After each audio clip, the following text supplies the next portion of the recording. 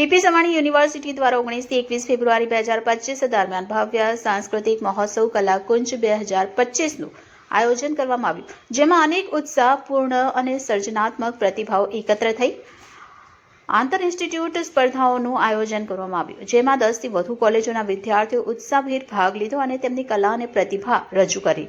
મહોત્સવની વિશેષતા તરીકે બીજા દિવસે પ્રખ્યાત આંતરરાષ્ટ્રીય ડીજે જુલિયા બ્લેસ એ સાંસ્કૃતિક મંચને રોમાંચક બનાવ્યું, જ્યારે ત્રીજા દિવસે પ્રખ્યાત બોલિવૂડ ગાયક અરમાન મલિકના ગીતોનું પ્રદર્શન શ્રોતાઓ માટે યાદગાર ક્ષણો સર્જી ગયું।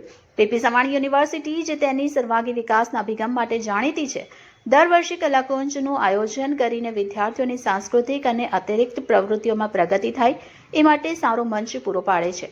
આ યુનિવર્સિટી માત્ર શૈક્ષણિક વિકાસ જ નહીં, પણ વિદ્યાર્થીઓની સર્વાંગી કુશળતા વિકસાવવાનો સંકલ્પ પણ રાખે છે।